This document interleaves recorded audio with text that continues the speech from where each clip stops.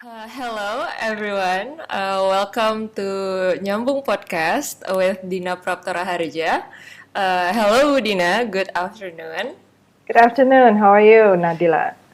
I'm really fine. This is a great day. How were your day, Budina? It's excellent. I think it's getting tiring, yeah, to go every day working from home. But well, this is it. We just have to Okay, cope with it. okay, Okay. okay, okay, So what shall okay. we discuss today? We are going to talk about climate change, yeah? Yes, we're going to talk about climate change actually today. But first of all, of course, this is the first June in 2021 in Jakarta. This is the birthday of Pancasila actually, Budina. Oh Happy yes, birthday happy to birthday to Pancasila. Pancasila. Pancasila is the foundation of Indonesia. It's the principle that the five we call it Pancasila because it means five principles that holds the nation together. So happy Yeah, birthday, Pancasila. yeah. So okay. Uh, About the climate change, we're actually welcoming United Nations Climate Change Conference, or known as COP26, that is upcoming on 1st to 12th November 2021 in Glasgow, United Kingdom. The goal of the summit is to bring parties together to accelerate action towards the goals of the Paris Agreement and the UN Framework Convention on Climate Change, or UNFCCC. And where we are at reaching these goals, hopefully we're going to talk about all of this in today's podcast. So, to starting this episode, what is COP26, Budina? What is COP. yes Okay, COP?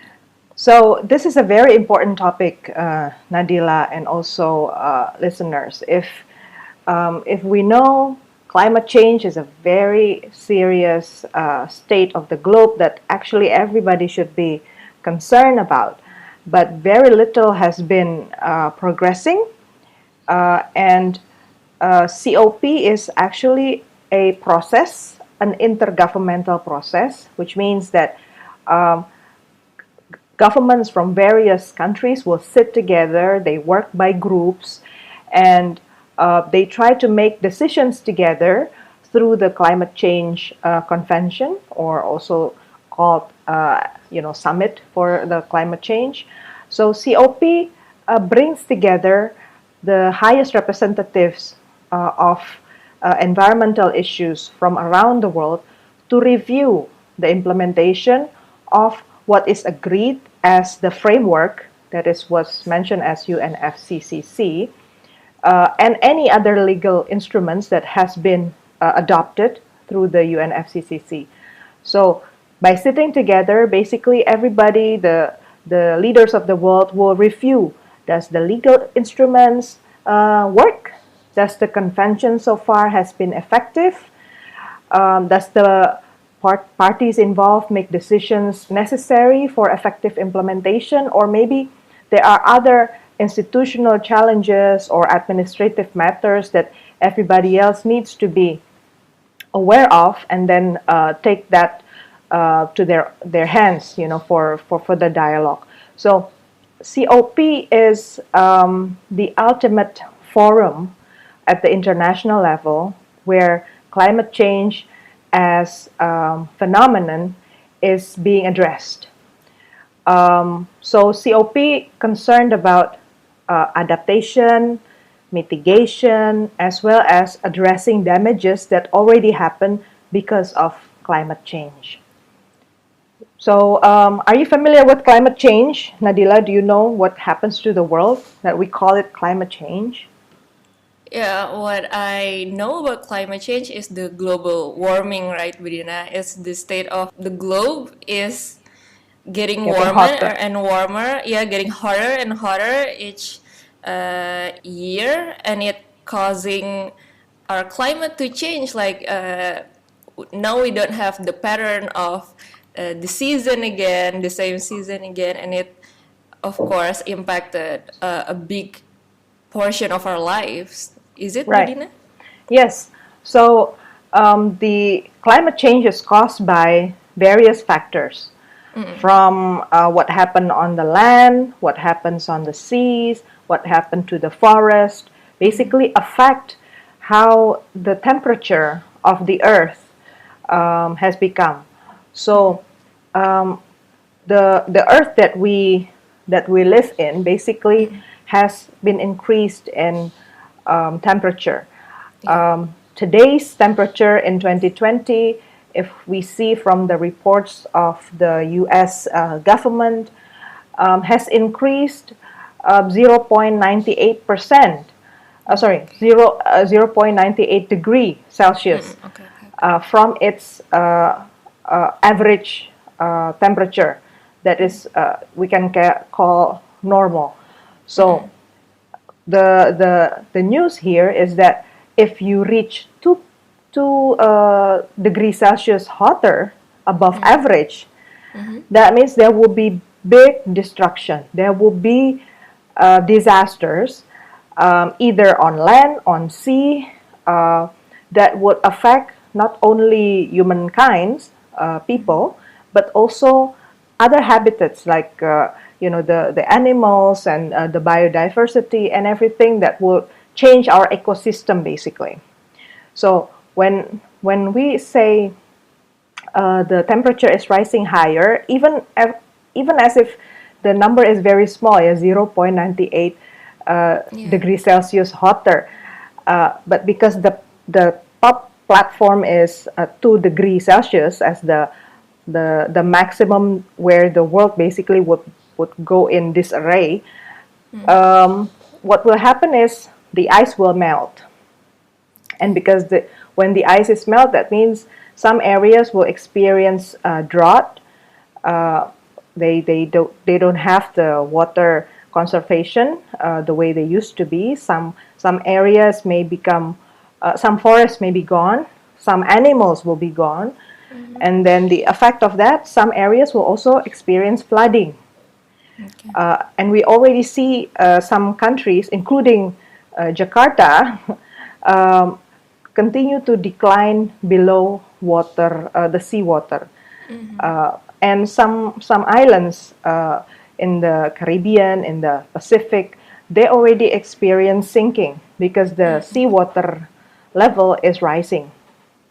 And because the water in the ocean is getting warmer, there are also natural disasters emerging out of it, such as typhoon will become more frequent, and then other things. So, and of course, it affects the fish, yeah. And when the fish has problems, we also have problems. Not only because the sea will become less friendly for us to travel from one place to another, but we may also lose food.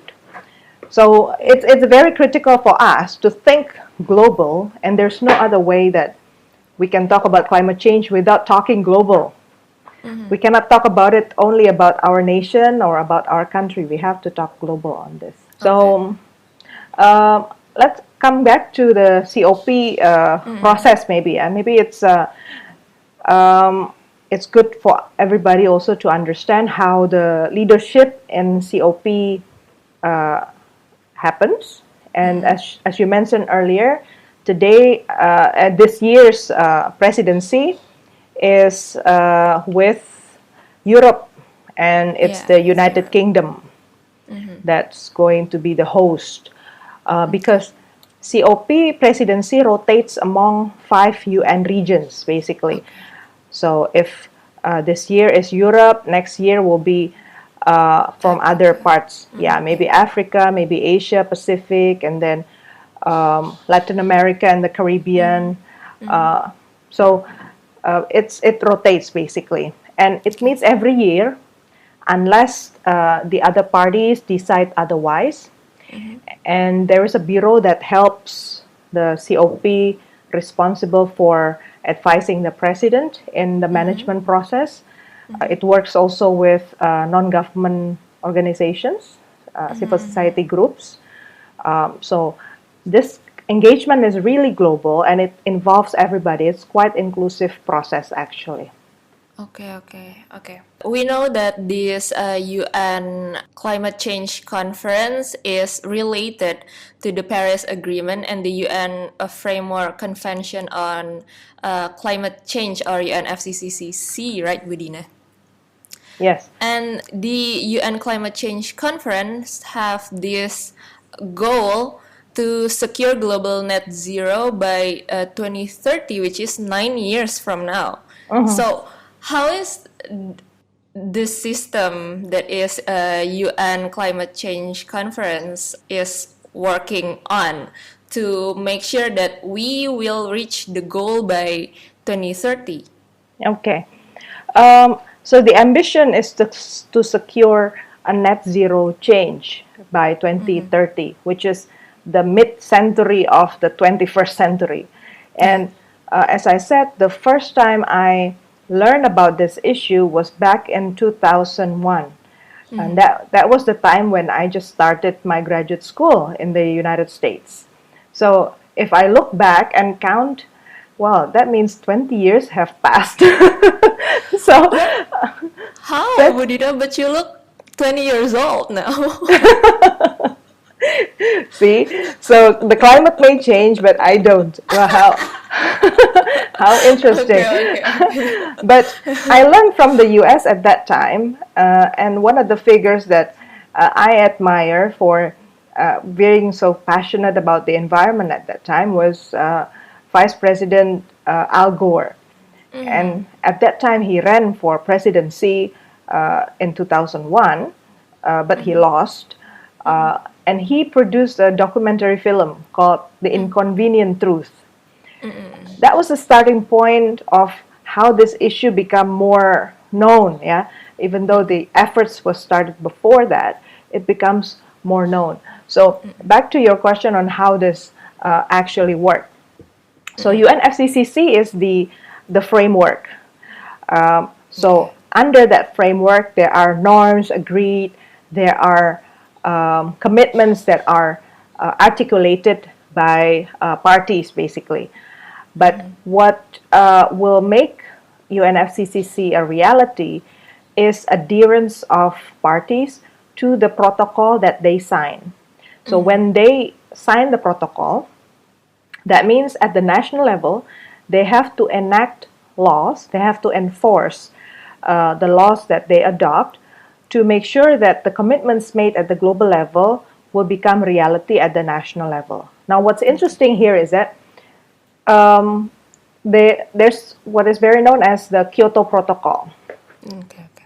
So the Paris Agreement 2015 basically is just commitment from everybody. It doesn't make any distinction between developed countries or developing countries. Basically, every country agreed at that time to work together to limit global warming and aim at reducing 1.5 degrees Celsius by 2030.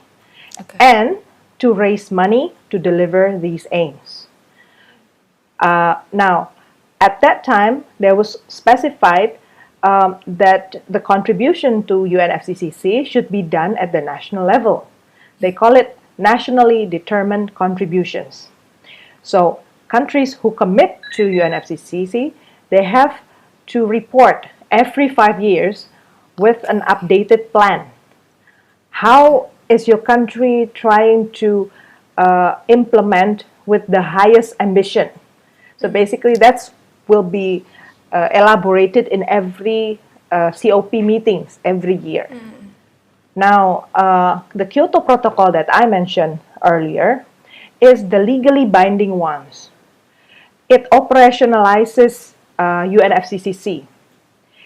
It speaks more concrete on how the economies will work. How would you reduce the greenhouse gases to an agreed level? So it talks very specific about how you are going to do it or how each country would do it. So the Kyoto Protocol assigned different tasks between developed countries and developing countries. Oh, okay. So it's different between the developed and the developing ones, Budina. Yes. So Okay. the Kyoto Protocol required only developed countries to reduce emissions. Okay. So the developing countries are called to do so, but they can voluntarily do so. But the developed countries are obliged, Okay. mandatory for them to reduce emissions. And of course, you know the reason why, because developed countries are industrialized countries. They burn more carbon. So they have higher responsibility to contribute to climate change agreements, basically. Yeah. Actually, I want to ask something, Budina. You said that the developed countries is obliged to minimize its emission, right? But Yes. actually, what's very interesting for me is the fact that U.S. actually withdrew from the Yes. Paris Agreement during the Trump administration in 2017 to 2021. Yeah. It's really absurd because the US is actually one of the countries that contribute most to the global emission, right, Budina? So I'm curious on, is there a sanction on the countries that are like this, that want to withdraw halfway, that is suddenly doesn't want to follow the agreement? Unfortunately, at the international level, things like this do happen.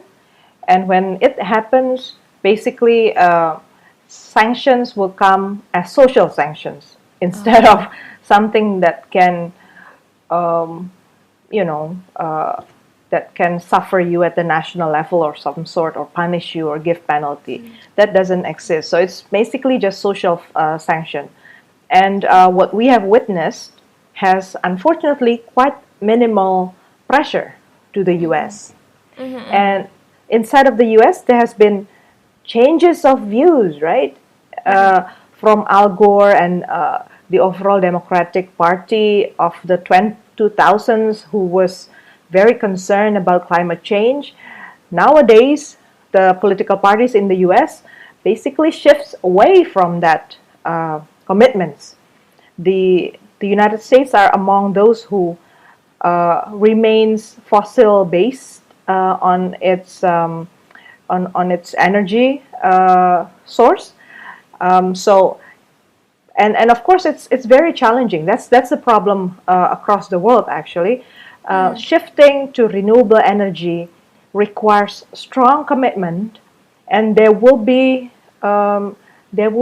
domestic challenges. There will be negative reactions also from people, and you know, the fossil-based producers are strong political pressure groups. so, so as you can imagine, the decisions of the U.S. President Donald Trump to withdraw from UNFCCC must have been, you know, the reason of convenience on his side. Yeah. It's much more easy to leave UNFCCC rather than to commit to it. But of course, we can talk about the other side of the story, Nadila. It's not just the U.S. Having difficulty to commit to this UNFCCC, to this agreement, yeah. So China also play its position as developing country rather than developed countries, where in reality, of course, since 2000, the year 2000s, the economy of China continued to rise, and it becomes so big. It's a giant, not only in the region of Asia but also in the world. But China managed to continue saying that it's a developing country. So again, this is the big task that UK has to deal with at this point.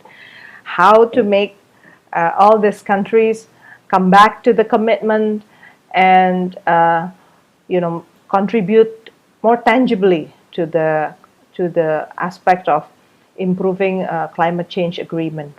Yeah, I agree. Sadly, we cannot talk about climate change without also talking about the political and economic of Aspects these of it. countries. Yeah.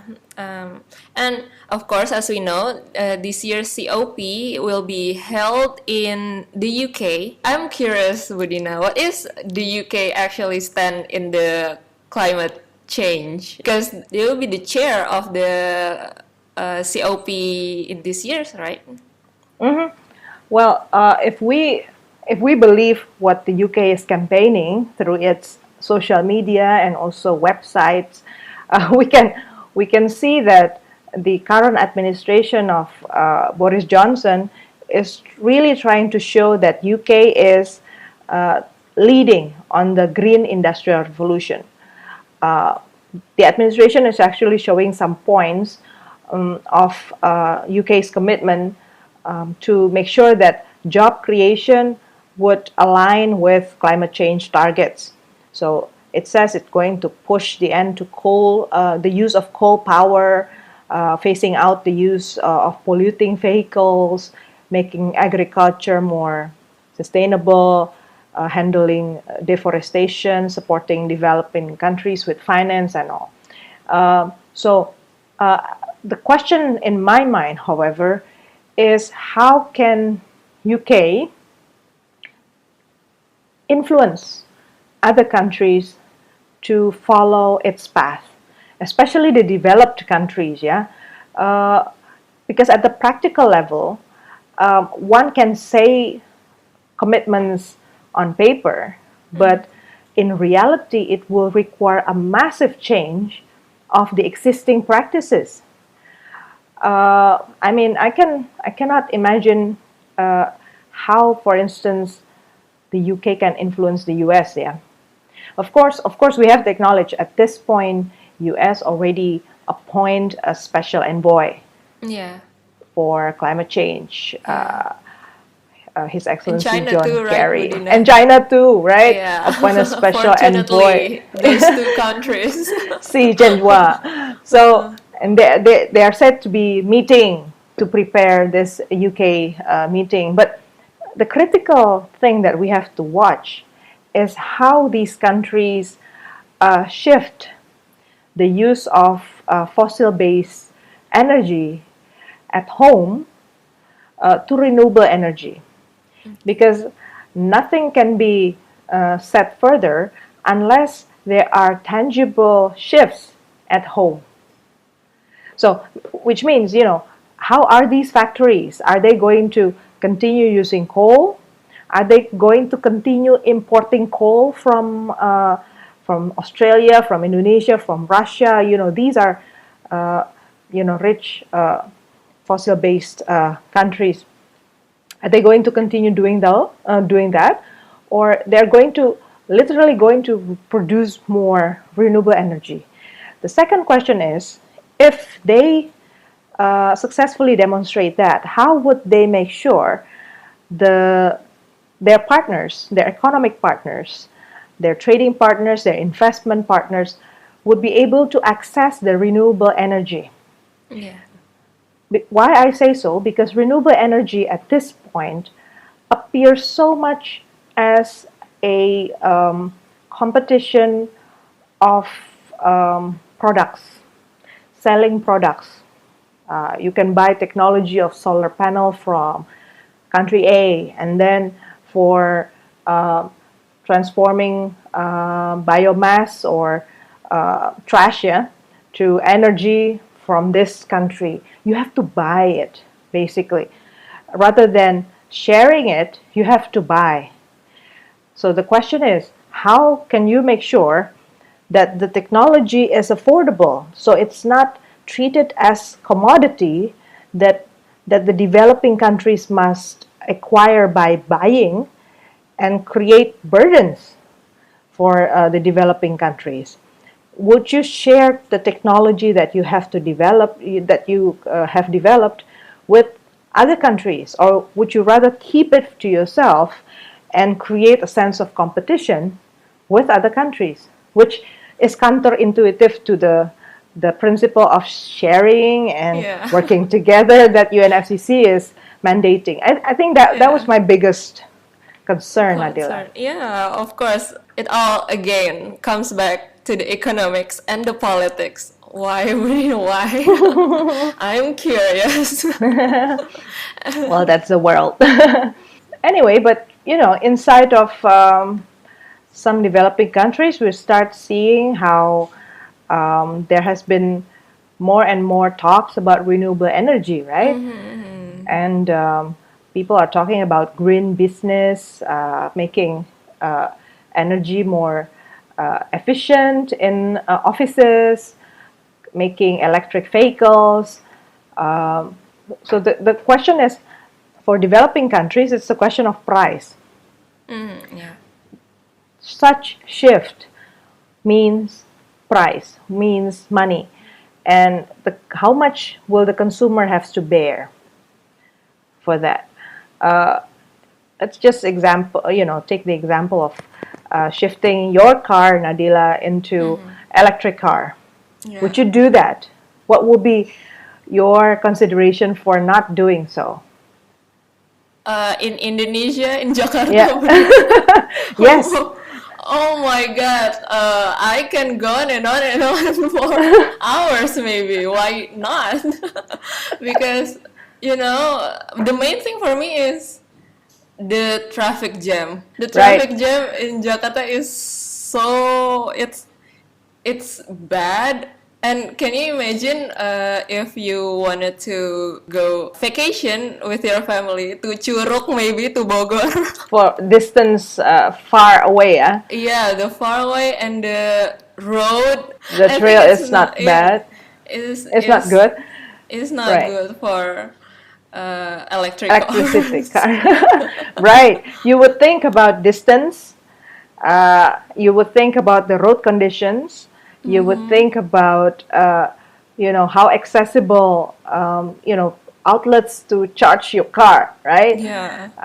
If you happen to be in the middle of forest somewhere, or highways Yeah. highways that's so long and no doors until until miles away. Yeah. What will happen if suddenly your car is out of electricity, right?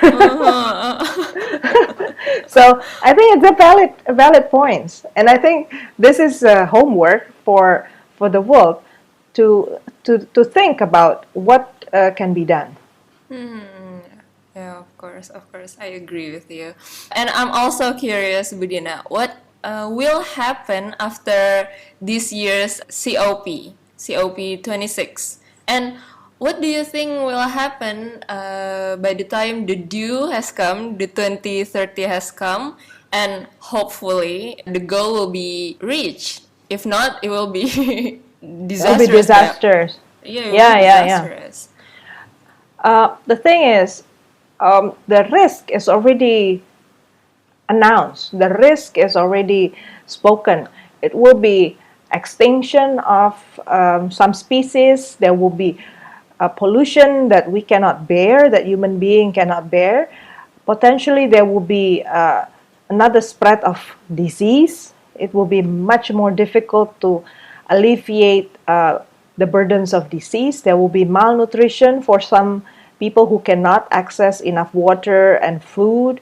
Not to mention water shortages and also natural disasters that would create, bang after bang after bang of pressures, and that sucked up, the energy and from economic development that many countries have tried to build for decades so far. So it's a valid point, your question, what will happen after November 2021?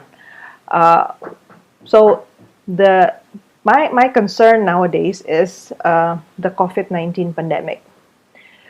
It is still ongoing and has no sign yet of going away. So obviously, many countries would focus on making sure that they can rebound their economy even when the pandemic is still on, while waiting for the medicine of COVID to be discovered.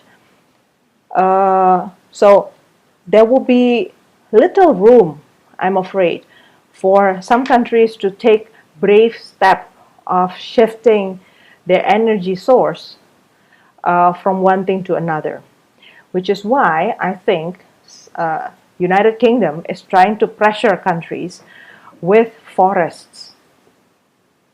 So countries with large forests, and in the world there are not that many countries with big uh, canopy of forest.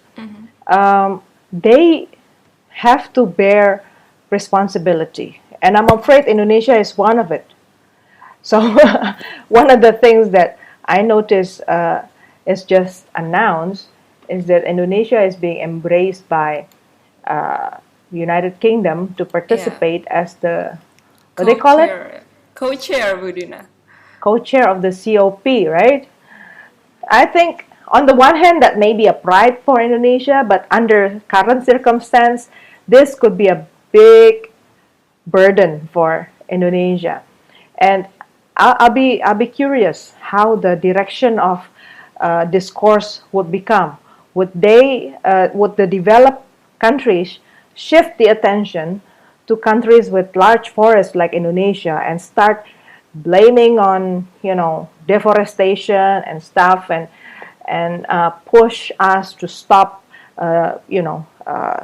or transforming the use of our land, and else they will sanction us economically.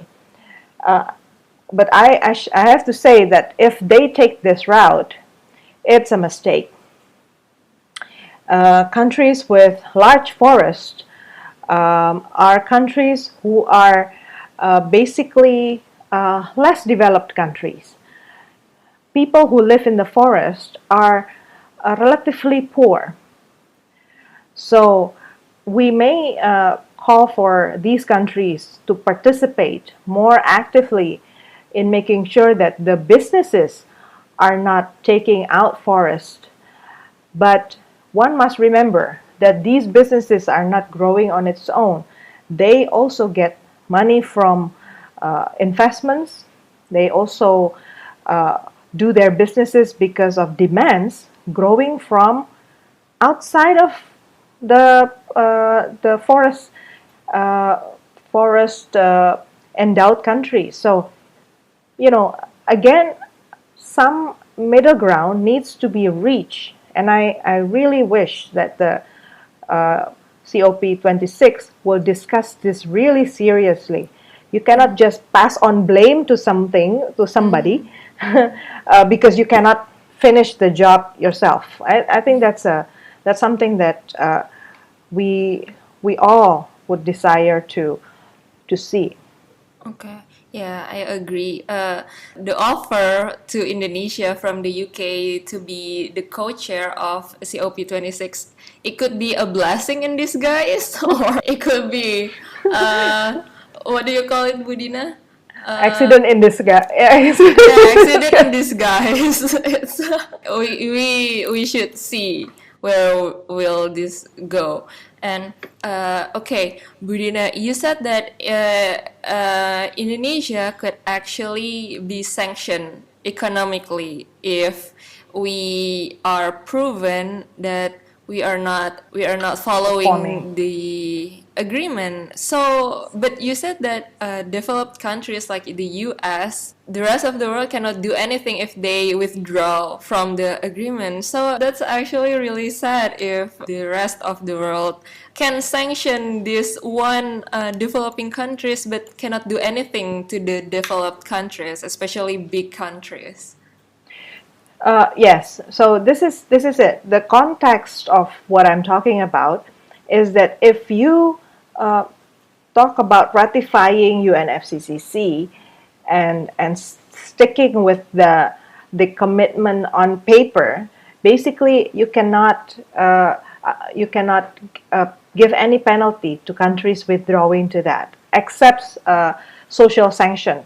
Saying bad things about why do you do that? Why would you dare to do so and everything? But the minute the issue becomes more specific at the like field level, at the implementation level, it can goes ugly. This is what I'm concerned about. For example, about deforestation. The world comprised of large forests, and some countries have more forests than others. And there are groups who watch, these countries managing the forests, and all they been reporting is that these countries has lost several percent of their forests within this span of years. What these groups are not paying attention to is the rights of these countries to also explore its resources, and the alternative of doing so without deforestation. So I agree that at some points the state should have more innovation on how to avoid deforestation, but at the same time, deforestation doesn't happen for because of one party only. It happens because of economic activities that benefits many kinds of groups. For instance, real estate projects or the opening of cities. Asia is one of the places on the world where megapolitan cities continue to be born. And megapolitan cities are center of economic activities. Yeah, not only it becomes the place where buyers and sellers meet, and when I say sellers, these sellers are from all over the world. The products that they sell are from all over the world, and the higher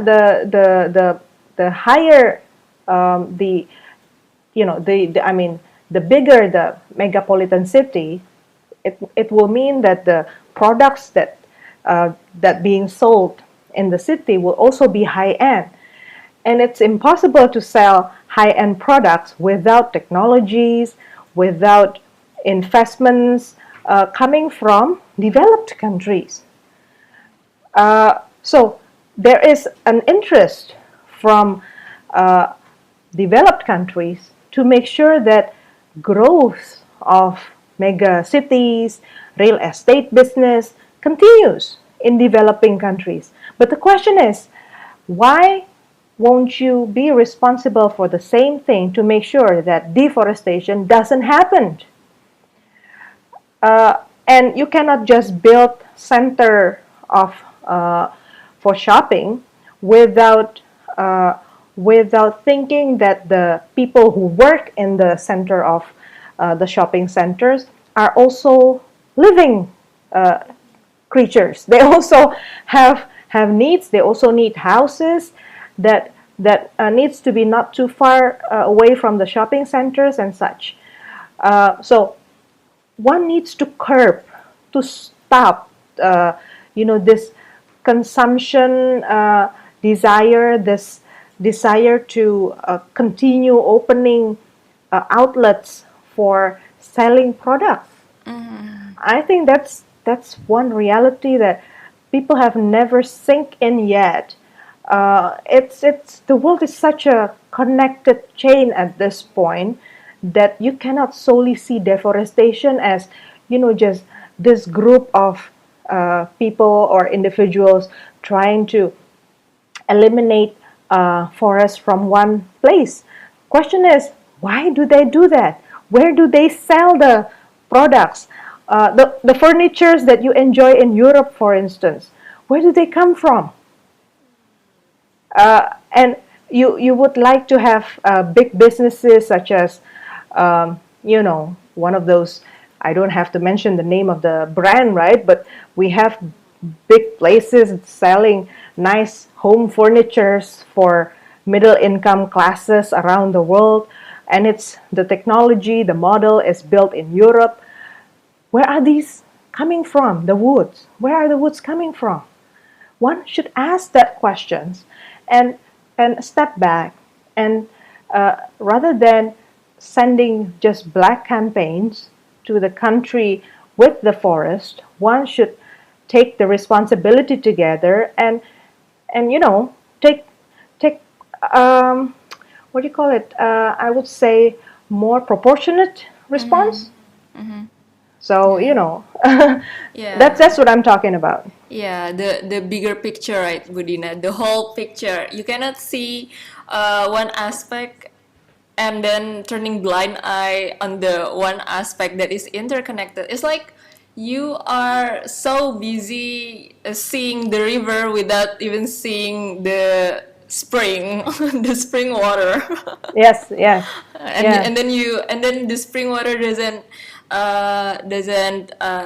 provide water again, and then you're thinking like, why is the river so dry? And then like you're Sure. busy thinking why the river is so dry while you don't even see the spring is drying up. Right, that's right. Yeah. Actually, it makes me wonder what is Indonesia stand in the COP26, Budina, or in the climate change fighting in general? Okay, so Indonesia is among the few countries, among the developing countries, who make strong commitment, strong articulation of its commitment to contribute to the climate change targets. One of the things that Indonesia did was to sign on the Kyoto Protocol. So it ratified a Kyoto Protocol, and not only that, there are laws at the national level that are already made aligned to the Kyoto Protocol. From what I understand, the policy of energy conservation, industry, the use of renewable energy in some industries, the use of renewable or environment friendly equipments for public services, such as the lamps you see on highways, for instance. It's based on solar panels, and in some areas like outside of Java, I see the national electricity company PLN is also having their plates of solar panel to develop electricity for people in the area. I saw it in North Sulawesi, for instance. So that's among the commitments that Indonesia made. And institutionally, Indonesia also have developed a national council on climate change, Dewan Nasional Perubahan Iklim. Yeah, yeah. And Indonesia also has the agency to manage the reduction of greenhouse gases from deforestation. They call it BPREDD+, which under President Joko Widodo's administration is merged. This council and this agency to combat deforestation is merged into one entity under the Ministry of Environment. Oh, yeah. So technically, actually, there should be more streamlined efforts to organize, to connect, all agencies inside of Indonesia who are responsible to help reduce the temperature of the world, as Indonesia committed. Indonesia committed to reducing the the temperature of the world by 1.5 degrees Celsius. Yeah. So it's a very ambitious claim. Goal, yeah. Even though the goal of this UNFCC is actually in 2030, 9 years from now, we cannot say that it stopped there, right, Budina? It's Right. still a long way to go. As Yep. long as human lived on this world, we still need to fight climate change. Yeah, I think it's one of the things that will become part of our lives as the population of the world continues to grow. I think it's just natural. Every one of us, human being, has heat Yeah. inside of us. Every one of us is hot. Uh, so that also contributes to the temperature of the world. So it's very appropriate to say that this issue will not go away. It's one thing that we have to continue committing to discussing and sharing. Perhaps this is one of the issue of the world that should unite countries together, because Yes. no achievements can be made nationally without cooperations and agreements and understanding from other countries that this is a shared responsibility, Nadila. Yeah, I agree with you.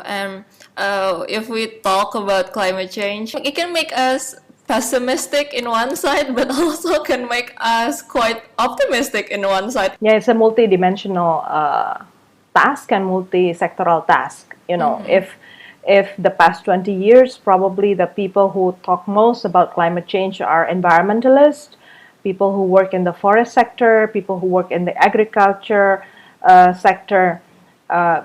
Now we learn that unless other sectors also chip in, those working in the offices, those who use air condition at homes, those who eat, meat on large scales, for instance, they all contribute to the rising of temperature of our Earth.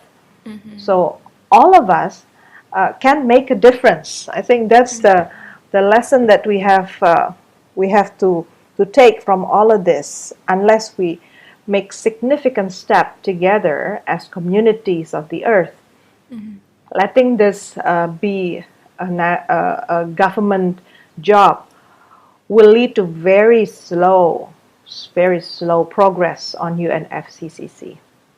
Yeah.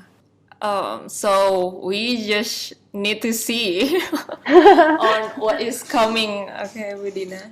Yeah, so I think it's the end of our discussion. Of course, we could still talk a lot more in depth about this, maybe in the future episodes. So thank you, Budina, for the enlightenment that you share to us They, today, this it's week. Thank you. It's nothing, but hopefully it helps everybody talk about it and chip in to the global efforts. Yeah, okay. Okay, thank you, Okay, Budina. Have a you're great welcome. day. You Bye too. Take care. Bye bye. bye.